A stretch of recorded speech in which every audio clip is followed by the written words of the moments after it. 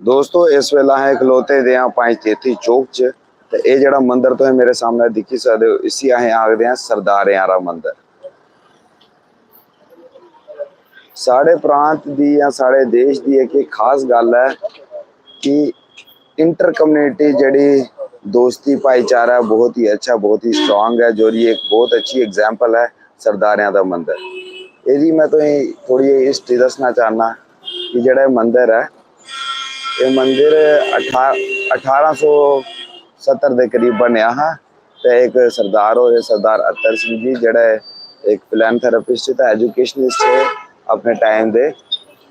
All दो उनके Britishers करना भी बड़े अच्छे रिलेशन है। तो ब्रिटिशर्स थे जिन्हें भी ट्रांसलेशन होंगी गुरमुखी दियाँ या पंजाबी दियाँ वो ही करते हैं इंग्लिश जिन्हें ब्रिटिशर्स की बहुत ही ज़्यादा हेल्प मिली है।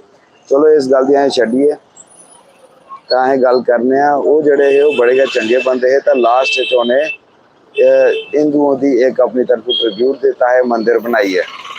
ये मंदिर पंचतीर्थी चौक है तुम कदे भी आई सकते हो। इतना तुम अज भी इस मंदिर के अंदर कुछ ब्राह्मण फैमिलीज मिल लगी रहोगे तो प्लस कुछ सिख फैमिलीज मिल लगी। इस टैंपल कम्पलैक्स काफ़ी मंदिर ने मैं पहले भी ये 2-3 बार गए था। तो मैं चाहना या मैं लोगों भी अर्ज करना कि पंचतीर्थी चौक आओ तो इधर तुम भी चक्कर ला सकते हो।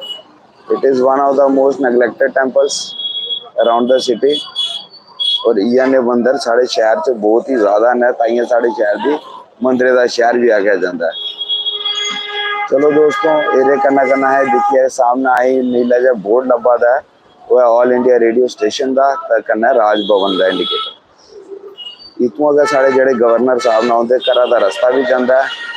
वैसे तो पब्लिक आम पब्लिक से ये रास्ता बंद होता है लेकिन VIP मूवमेंट इधरों को आदि ने ये करना क्या खल जो रास्ता जाता है ये जाता है साढ़े नगरोटा वाली साइड या सिदरा वाली साइड।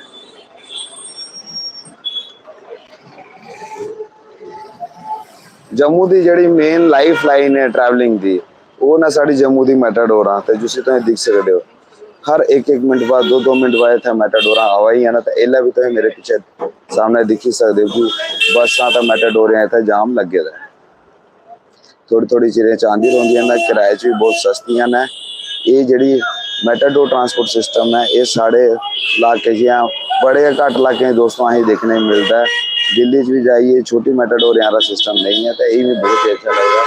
तो ही एक नया लगता है ये बारे कहीं कमेंट डाउन जरूर करो अं जरूर दस्यो। और अगर इस चौक के बारे तुंदे मन कोई सवाल या कोई भी गल है वो भी अं कमेंट डाउन जरूर करो। तो दोस्तों हूँ फिलहाल मैं चलना अगली चौक। Thank you.